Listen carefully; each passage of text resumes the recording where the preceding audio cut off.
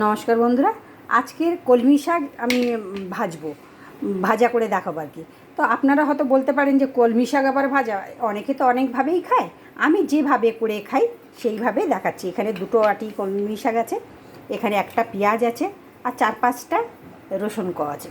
তো আসুন, এখানে গ্যাস জ্বেলে দিয়েছি, তেল গরম হয়ে গেছে। এবারে আমি ফোড়নে দেব 5 ফোড়ন আর শুকনো লঙ্কা। এখানে একটু ভাজা ভাজা হয়ে গেছে শুকনো লঙ্কা আর 5 ফোড়ন। তো আমি এখানে দিচ্ছি 4-5 কোয়া রসুন আছে, একটা পেঁয়াজ আছে। এটাও ভাজা ভাজা করতে হবে। পেঁয়াজটা ভাজা ভাজা হয়ে গেছে, এবার আমি শাক দিয়ে দিচ্ছি।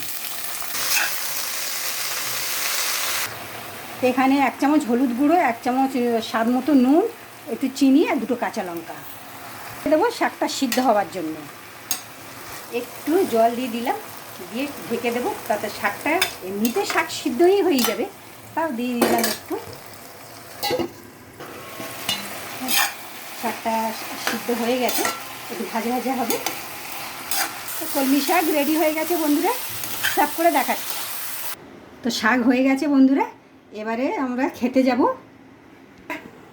যাচ্ছি। এই দেখুন আমার থালা, দেখে নিন, আমি খেতে যাচ্ছি। টাটা।